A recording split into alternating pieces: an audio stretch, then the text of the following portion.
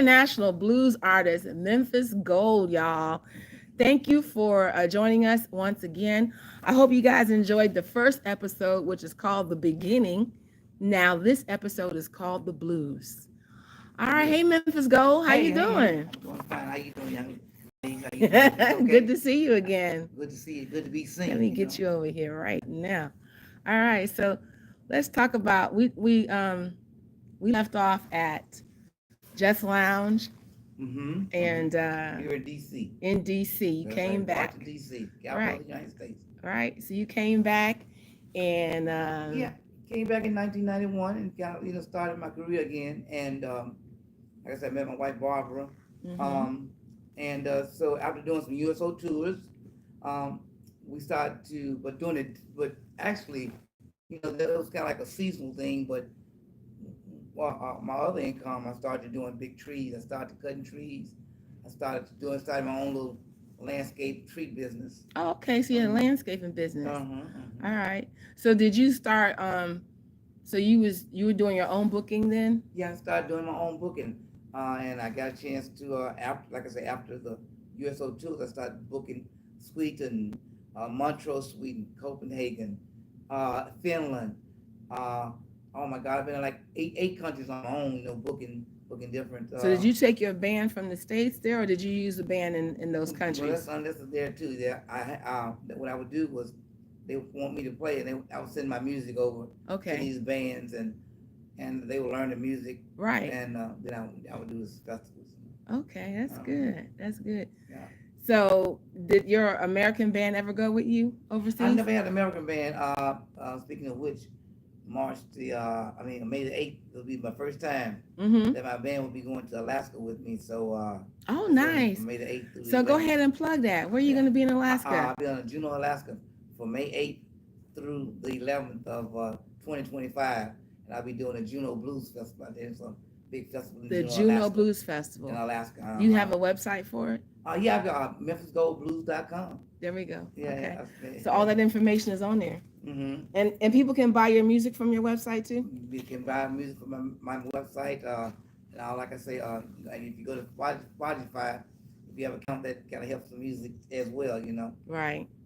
So your music is all on Spotify, Amazon, all the digital All the platforms. digital platforms. That's And good. I think over 100 probably, maybe some of the platforms through CD Baby as well. Right. So how many CDs you have out? Right now I got 5, and I'm working on my next one with my man, my big brother, I call him. He calls me his little brother, Charlie Musselwhite, Oh, harmonica player. right. And the title of the CD is "The Blues Is My DNA," and he's playing some mean harmonica on there. So Right. glad to have it. So these are songs you wrote? Yeah, all songs I wrote, All no songs. covers. Just No covers. I like covers, but I try not to do covers. I try to be as much original as I possibly can. Right. Yeah. Right. Well, that's what the fans want anyway.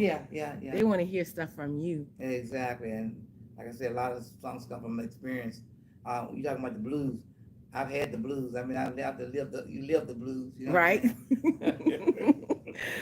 Right. So you booking gigs yourself overseas and you were Mhm. using the other bands and then you came back. So what did you do when you came back? Like Well, like I said, I know you wasn't sitting up in the house chilling. yeah, no, Right.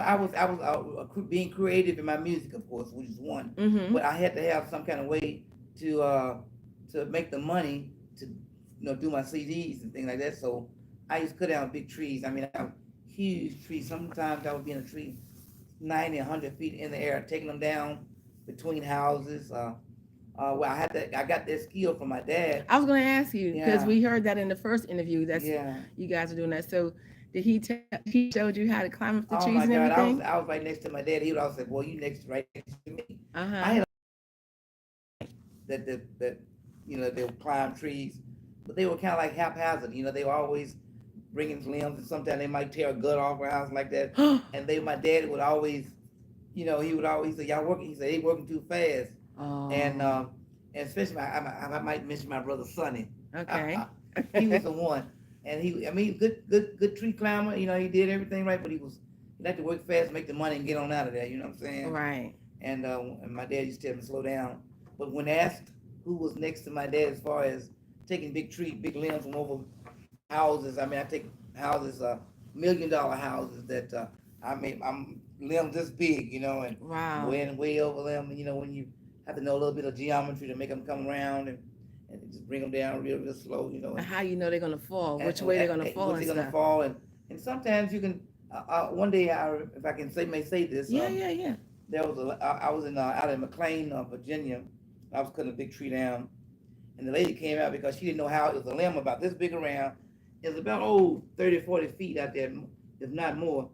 And she said, "How you gonna get this big limb away from over this $1 million house?" Mm-hmm. And when I got up and set my ropes up, and your angles, and you bring them one way out here and one here, and what you can do, you cut it here, and you can just make that limb just come down butt first. They call it come down butt first, still coming around like this. Mm-hmm. You make it come down to where the weight of the limb brings itself down, and it comes down just like a little baby. And all you got to do is just know So angles. science to it. It's science. It's angles. About angles. Where you place your ropes up in a tree. Once you place those ropes and you get set up, they say, you can take any kind of limbs. You can do anything you want to. It's like taking candy from a baby. And so that's a whole nother art form. Yes, it's a lot of it's distribution of weight. What it is, Yeah. And if because we have those big ropes. I mean, they're really big and they hold thousands of pounds. But just knowing how to take those angles and make them do what you want to do. It's scientific. Right. That's a lot of people don't know. A lot of people that use what I call jack leg. Jack leg. You might hear somebody. I see a lot of guys just try to throw a tree and bust up somebody's house and all kinds of stuff, But you got to know angles. You got to know how to take trees down, Right. You got to know how to cut those splices out.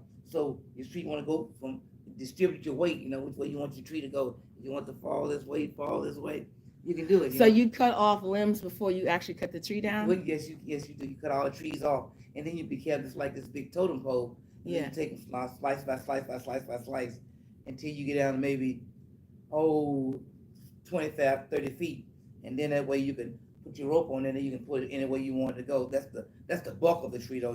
Right. The big bulk of the tree, but once you cut those slices out, you cut those pies out. You say you cut a pie, and you look at it and you say, well, I got a little lean on the tree, so you want to deviate the lean so it don't fall. It falls the way you want it to fall, right? Not the way it wants to fall. Right.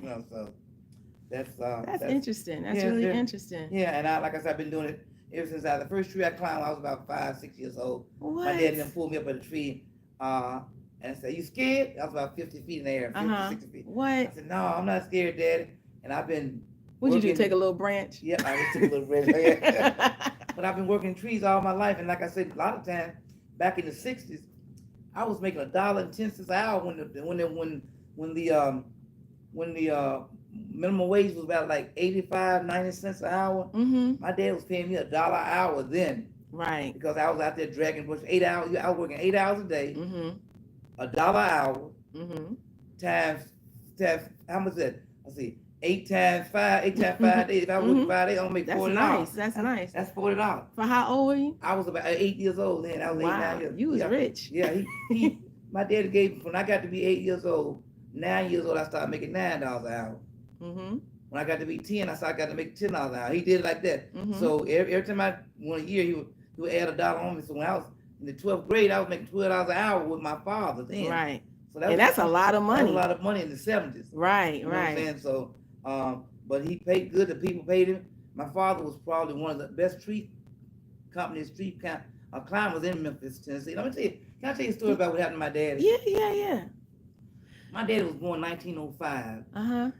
And in 1930, he had, I don't know how many children, I think it was about 6 or 7 children then in 1930. And he was working for the Memphis Light and Gas Company on the tree department. Okay. And what his supervisor knew that he had a lot of children. Uh-huh. So the supervisor would let him take a handsaw and a rope home with him in the afternoon. And my daddy would moonlight, making his own money. Because him and his supervisor had a really good working relationship. Oh, that's but good. it was the guys on the other trucks that were out and they said they was jealous of my father. Of course. And one of them told the supervisor that my daddy was stealing ropes from Memphis Light Gas and Water Company. Oh The man. next, my dad was he would always bring this rope and this handsaw back to the truck because he knew he had to work the next day. Right. These and the supervisor fired my daddy. My daddy had to do 11/29. He had to do 11 months 29 days on a chain gang. My dad used to he had a scar around here. This was in the 20s, 1920s, 1920, Wow. 1920s, 1920, 30s. But he had a That's like the Depression yeah, it was time like frame. the depression, right? Right. But he did 11 months on the chain gang. But when he got out, he started his own. He took my brothers, and they all started their own company, their own tree company. Right. And then he started making his own money. But he worked for the Memphis Light Gas Company from 1920 to 1930, and he was the best tree climber that they had ever seen in Memphis, Tennessee. Right. He was a bad man in the trees. Right. Because he taught me, you know what I'm saying? Right. And but like I said, he spent 11 months, 29 days on the chain gang because he was trying to take care of his family. So they charged him for something? They charged and they told him he was stealing. They charged they charged and they literally sent him to jail or prison where he had to go to a penal farm, they called it at that time, I think it was. A penal farm? The penal farm, yeah. Mm-hmm. He spent 11 months, 29 days at the penal farm for trying to feed his family. He didn't steal the rope, Right. but the other guys were so jealous of my father because this is what happened. And he couldn't And prove it? and the reason why everybody at that time, my dad was making $2.50 a week. Uh-huh. But he could go out in moonlight and make $5 a day. Right. $5 was a long lot of money back in the 20s. Right. And also he told me, he said, I used to have to walk during the soup line. He had to walk all the way downtown to get a cup of soup. And he'd take the soup and he had to walk back to all the way back. It was so bad that people was taking they were taking the shoes and boiling them just to make soup. Shoes? They were shoe hide, like you shoe hide. They would cut the salt off their shoes, boil it, just so they could get a cup of soup, make a cup of soup back in the Depression. It was just that bad. People wasn't eating. He said people was. He told me the whole story about 1929. Right. But my daddy was in 1905. So that means he was 25. He was in 1925. He was 20 years old. Yeah. In 29, he was 29 years old. Right. Yeah, so and at that time, 29 years old with 6 or 7 children. Wow. You know what I'm saying? And because I had some other brothers that were born in the 30s, and then I came along in the 50s. You know what I'm saying? So it's 15 of us. Matter of fact, I've just found a brother that I thought was my cousin, but he's my brother. Wow. Yeah, I sure did. Wow. And but yeah, my tree experience is phenomenal, but it would have gone on longer. Now I would have been climbing. Now I'm 70 because my daddy climbed trees until he was 75. Right. But I would be climbing trees now if I hadn't failed. So what happened when you fell? What happened? Well, if I have to go back to when I was in the military. A Jeep flipped over on me when I was about 23, 24. I was riding down the beach, and there was a cable about this big around, running from a TD-45, which is like a bulldozer, right? Right. And it was holding what they call some causeways to the beach.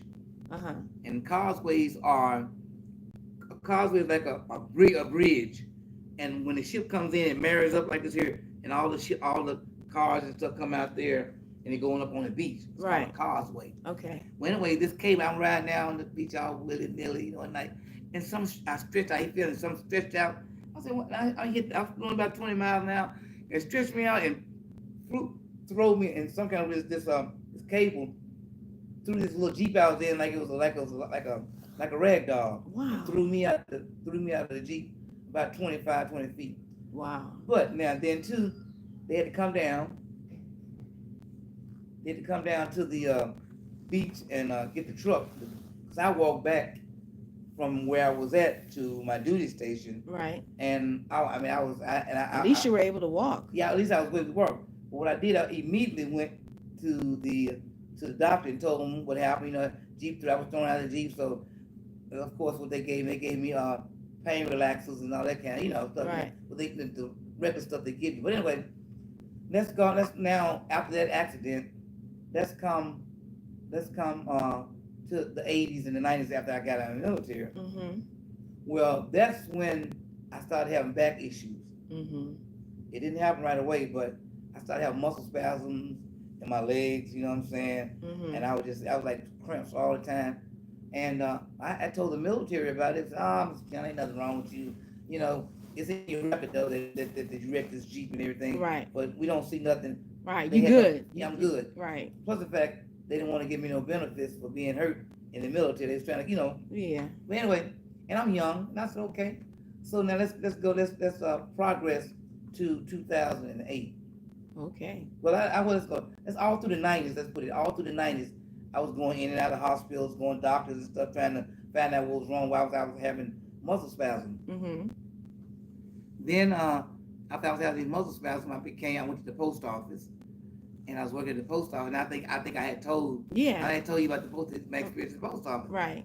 Well, this is the reason why I resigned the post office in 1991 Mm-hmm. and drew all my retirement down Mm-hmm. and came up here to DC with $200. Right. But now let's progress to 2008 when I fell out the tree. That's when I fell out the tree. I was doing pretty good all through the 90s, first of 2000. I was climbing trees, making big money. I made a lot of money Right. in this time doing my tree service. The tree service. Yeah. Because I was working for all the rich folks out in McLean, Virginia, all the senators. I worked for senators. I've taken senators' trees down for senators, congressmen. I mean, you name it. I did some work around this whole Maryland, DC, and Virginia. Right. I mean, I cut a mini tree. Right. Right. Okay. Tree. Yeah, I'm a tree man. I'm a tree man. It's three things that I know that I know that I know that I know that I know. Mm-hmm. Is women, trees, and my guitar. Them three things that I know. Oh my God. Yeah. Okay. Yeah, Mm-hmm. those three things I know. So take us to the day that accident happened. Wow. What was going on that day? I went over. You know this person very well. Mm-hmm. I went over to David Cole's house to do some tree work for him. Okay. Man, I took some limbs over David Cole's house. It's unbelievable. I mean, he had them hanging. It was looking like this over his house. Like Sleepy Hollow. Yeah, like that was serious. These some big limbs. So David called me, guitar player, David musician, Mm-hmm. great guy. I love the guy, man. Me and David Cole. Yeah, David's cool. Oh man, we close. You know what I'm saying? Mm-hmm. So he said, hey, Memphis man, come on, do some trees. I said, all right. So I went over there and did his trees, and then there was a lady across the street that has a pine tree that she wanted me to take down. Mm-hmm. And of course, the day I went over there, what I should have done was came back the next day. I don't know. I was kind of tired that day, but I did his work.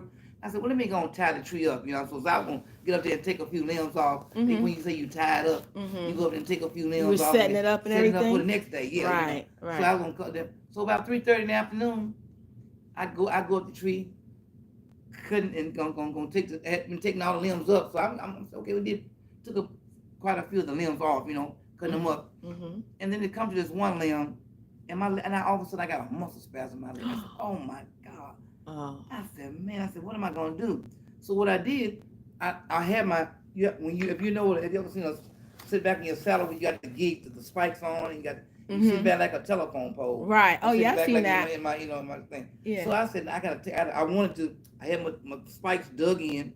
So I said, I think to myself, I said, let me take some pressure off my legs. So I threw a rope over a limb that was high above me. And when that rope limb landed, it landed right here. Uh-huh. But it should have been right here. It should have landed here. Uh-huh. When I threw it up my head to repel, when I say for real, it's like a rock climber. Oh yeah. To repel down and shoot, you push down. Well, when I did that, I took my feet off the tree and that limb went broke. It was dead. That wasn't a dead limb. It was just the proportion of my weight. Oh, okay. See, if it had been here, right up on the tree, it would have been okay. But it was right here. So what happened was my weight pushed it down like this. Okay. Now when I took my feet off, okay. And I'm up 40 feet, and I'm thinking like, I said to myself, well, I know I'm finna bust my head. I'm finna break all my shoulders. I said, what can I do? I'm coming down. I said, what can I do? Had you started falling yet? Already Yeah, falling. I'm already Oh falling. my God. I'm thinking to myself now. I know when I said, I'm finna mess up some stuff because I'm looking at the sky and I'm falling at the same time. So what I did, I jigged myself. Well, to this way, when I got about to, I hit me so when my butt hit the ground, Uh-huh. boom. Uh-huh. And when I turn my body, that means I got this part of my butt right, Uh-huh. and that's the only thing that really saved me. The move, but I busted my L 3, 4, and 5. Good Lord. I got iron. I can't go to the airport anymore without going out. uh, but when I fell, I didn't know where I was for. I mean, and then also I moved my it didn't cut my spinal cord, That's but good. it moved it over. Oh wow. And guess what? And the only way I think I'd have been in a worse situation I am today because I was out there by Southern. It wasn't too far. They would have taken me to Southern Hospital in Maryland. Right. But guess what? When the paramedics came, this young lady said, "No, we're not taking him to Southern. We're gonna helo him to John Hopkins." And that was the only thing. Because if I had went there, I think if I had went to Southern, I'd have been all messed up. Right. So they heloed me. I was heloed to John Hopkins up in Baltimore, Wow. and I was in the hospital, of course, almost a whole week. And then you came up. You came to see me. The craziest thing is I was working around the corner Yeah, exactly. at Lockheed Martin. Exactly. I was a And contractor. when you heard that you and Nadine, a few other, y'all Listen, the first I was ones right that- up in there in ICU. What? Look, forgot your real name. Where's Memphis go? That's right. That's right. But like I said, with our family, I mean, like I said, all through all that, I was in a pity pot for a long time, because when I came out of the hospital, I said, man, I ain't gonna be able to make this big money. Well, hold up. Before you did that though, you was in ICU for a minute. Yeah. Oh, I was in ICU for a minute. Oh, yeah. I was in a couple, 2 or 3. I was in Kearney for about a whole month. Yeah, because I know Bobby Parker and I came up there. That's right. Bobby, you and Bobby came up there. And I think we had like a jam session We going sure on. did. I remember. You were able to see. That's the beautiful thing. You were able to play your guitar, even And- though you didn't fell out the daggone tree, Right. 40 feet. And when I found out I could move my hands and stuff, I literally wrote 2 CDs Mm-hmm. and with my feet kicked up like this up there. Were you like in traction or I something? was in California mobile like a traction for a while. Really? Yeah, I was up in traction. I couldn't move none Because of when it. I saw you, it was just like you like Yeah, Frankenstein. Exactly. I was like Frankenstein. And I remember when you came in the room, just like it is today. Yeah. And but I wrote I did Gator Gonna Bite You. Gator gonna bite you. And I did a part almost all of Picking the Hot Cotton, my album Picking the Hot Cotton. Mm-hmm. I was sitting there writing songs. I said, well, I ain't got nothing to do. I'm writing songs. And I mean, I literally wrote 2 CDs Mm-hmm. laying down on my back. So you were at Johns Hopkins for like a month, Uh-huh. and then after that, they moved you. I remember they moved you somewhere else, Kernan. and it was by my job. Yeah, it's like your job. Still by my Yeah, job. your job. That's right. So how And long were you there? I was at total. I was over almost 2 months. You know what I'm saying? And from John Hopkins there, I stayed there almost a month. So it was a couple of months before could get ready. To. So could you walk? Well, Or I had, what to learn, I happened? had to learn how to walk. You did- I had no feeling from here down. I had to literally learn how to walk again. It was. I went from the old good old walker. I now, remember. But now I feel better walking. I can walk with one cane. Right. They call me Memphis 2 Cane Go. I call it the Memphis swagger walk. But 2 cane yeah, go. Mm-hmm. But life, I mean, like I said, to that point in my life, I was really, I was uncertain about what I was going to do. You know what I'm saying? Even though I had this, then I had to bounce back. Then I was asking every day. I was asking God, why does that day happen to me? And all kinds. I would do all kinds of stuff. But I just said one day, hey, it is what it is. Keep it moving. Yeah. You know what I'm saying? Yeah. Because you were spared. Yeah, I was spared. Yeah. Thank God you had a little bit of fat back That's right. on your butt, so you That's can land on your That's butt. right. But you said that my mom always said, boy, make sure, she always tell me, make sure you got something for put up for the rainy day. Uh-huh. One thing she gonna say, put some up for a rainy day. the other one said, have some clean drawers on. Because you have to go to the hospital. Right. They got to be prepared. Well, shoot, if you fell out the tree, them drawers weren't clean no Oh, more. they wasn't too clean. I don't know how clean the drawers were after falling out of a tree. Yeah, but like I said, I was spared. I'm grateful. You know, like I said, I'm still loving the blues. Now, that's the blues. That is the blues. Yeah, that's the blues. You know what I'm saying? That is the You know, blues. so, But you were still able to play. Yeah. Man, that's yeah. so what's your prognosis now? I know you got your little buddy over there, your scooter. Yeah, I got my So- little brother. So do you still do therapy, or Well, you just you what you therapy- supposed to be I've doing? been supposed to be doing therapy, but my therapy now is in my mental. It's mental me. I'm thinking about playing my guitar. You know, I try to. I mean, I try to get a little exercise, even though still have what they call drop foot. You know what I'm saying? I can't move my Mhm. feet like everybody else move theirs, Mhm. but you know, I just say, hey, You can still move them I though. can still move. You can know what I'm walk, saying? yeah. I can walk. And then the other thing too, the other graciously, thank you so very, very much, the VA, the Veterans Administration, Right. because y'all took care of me. You know what I mean? Y'all taking care of me now. For back then, I had it connected, and I finally got connected. You know, with the VA. Right. You know what I'm saying? I'm trying to do better, but I'm 70 years old. Right. You know what I'm saying? And I'm just thinking, I just want You to. 70 years young. I would think it's 70 years young, whatever you're gonna call it. But I just, just want to keep staying the blues. I want to keep on write some more albums. I got some. I've been writing some. Last night I was writing some. Right. You know what I'm saying? I want to go on a love tour. You know what I'm saying? Love tour. Yeah. Oh Lord, a love tour. That's right. So, what do you plan on doing for the rest of the year? I mean, we're only in the what's today? It's Well, February the 2nd. Yeah, I'm still booking it, but what I'm looking at is to do some stuff with you. I mean, I'm looking to get live. And I want to get live in 25. Ain't no jive. Oh. Hey. You know Oh, that's what I'm your slogan saying? Yeah, that's for right. 25. That's right. Get live in 25. Ain't no job. That's right. And I just want to do some more gigs. I really want to get some. I like to do Chicago Blues Festival again. That's what I really. That would be nice. That was fun. Yeah. Oh, yeah. That was Remember fun. we did that with.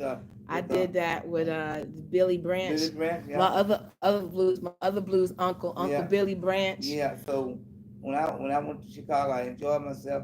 I want to go back and do some of those festivals. I think. They changed that. I know They don't even have that stage anymore. Really. It's okay. different. It's down to like 3 stages now. Really. It's like the Mississippi stage, Mhm. then Rose's Lounge stage. That's what I played on last year with Mike Mhm. Wheeler Band. Okay. And then there's the big The place big where stage. Buddy played last year. Yeah. Well, I'm Yeah. trying to get that big one. I don't know when I'll get there, but I'm Oh gonna get there. yeah, aim high. Yeah. Well, that's yeah. Air Force, but still. That's I still. played some big stage. I mean, the biggest stage I played was 85,000 people, so that's Sweet. pretty big. Yeah, You know? yeah. You always think big. Yeah. Never played, think When I small. played the national anthem, Yeah, 85,000 people, and I played before, so man, that's sweet. yeah, that's sweet. That's so, sweet. I ain't scared. I know you ain't I scared. ain't scared now. You ain't scared. I ain't scared. But like I said, life has been it's been phenomenal to me because, like I said, but you got to have those ethics, got to have those go-getter ethics. If you don't have that, you know what I'm saying, you can lay down and stay down. You know what I'm saying? You can't lay down and stay down. So tell me about is it Building Bridges America? Tell me about that. Building Bridges America. Right after I got hurt, my wife Barbara said, we was going across Key Bridge, Mm-hmm. and she said, "You're a veteran." I said, I said, a lot of the handicapped veterans in there, just like you. I said, yeah, I hear a whole lot. She said, why don't we try to help some of them, give us something extra to do, Mm-hmm. give us some goals and missions to help somebody else beside ourselves while we under this musical auspices. Right. I mean, hospices, aid with the H. Right. But we decided we wanted to help the veterans, and what would I do? All during COVID, we helped homeless veterans out there that with masks, Mm-hmm. hand sanitizer. We had donations from some organizations who gave us stuff to give out to all these homeless people that were in the tents and stuff, you know. Okay. So, but yeah, we try. Our mission is actually building bridges. The mission is to help with PTSD Mm-hmm. through music. Right. Okay. You know what I'm saying? Mm-hmm. Giving through music. Any way we can do, you know, fundraisers through music. You know what I'm saying? Mm-hmm. So, and I've been kind of, I'm getting pretty fortunate to be partnering with some organizations. I've been trying to keep this thing. We've been trying to get this thing on the ground for the last 12, almost 14 years now. But just Is this a now, nonprofit? nonprofit, Okay. 501c3. Okay. So anything anybody donates, it will be, they can write off on the taxes or whatever they want to do, they can. As long as you give them to our organization, buildingbridgesamerica.org. And like Say I it said, again. buildingbridgesamerica.inc.org or .org, buildingbridgesamerica.org. I'll put the link in the description of this video. Sure. I will put your website in the description of this video, your Facebook page in the description of this video, so anybody can reach out to you for donations or to help organize, you know, whatever they want to do. If you want, I want us to help organize. Also, I'm looking for an events planner out there. You know, if anybody knows. So plug it Yeah. if you need, because Yeah. YouTube doesn't go down. Yeah, exactly. So you just never know who's going to see this, you know. And like I tell a lot of people, you know, the organization that can help us, we can help you, you know, and we have a lot of others, and that's what it's about, you know, helping each other and trying to, oh, there she is now. And she's got her She got her little buggy. Oh, got yeah. her little buggy going on. Yeah. Oh, look at the beautiful lady. Hey, Auntie. Hi. How are you? Who is it? Rachel? We're still recording. Do you want to get in on this? No. Never have I ever heard you be shy. Oh, no, I'm not shy. I'm just tired. Okay. My eyes. You can't get tired on Memphis Gold, man. You know, I got to wait a minute. Oh, so far. y'all- So we are still recording, and so I cannot edit this. Okay. So This is real. continue to talk. Okay. Talking about Building Bridges America. Building Bridges America, like I said, is a nonprofit organization, Right. 501c3, and like I said, we dedicate ourselves to a mission of helping veterans with PTSD issues, disabilities, and through music. And like I said, please help us as we try to help ourselves. Right. Mm-hmm. Also, I like to say that soon I will be doing some shows to help my organization, of course. And matter of fact, I'm having a birthday party coming up in between the 1st and the 8th of March, I think it is. And I want to invite everybody to come out and support me through donations. But where's it going to be? Well, we think it's going to be at the Sheraton, right near the Fort Myers base. So whenever you get that information, we'll put that in the description That too. sounds good. Put that in the description. We've got a lot of time together. You know, I want you to spend a lot of time with your uncle. You okay? I got you. I got you. You're gonna be sick of me. You're gonna be sick of me. So we're gonna close this out for right now, Mm-hmm. and then we'll be right back.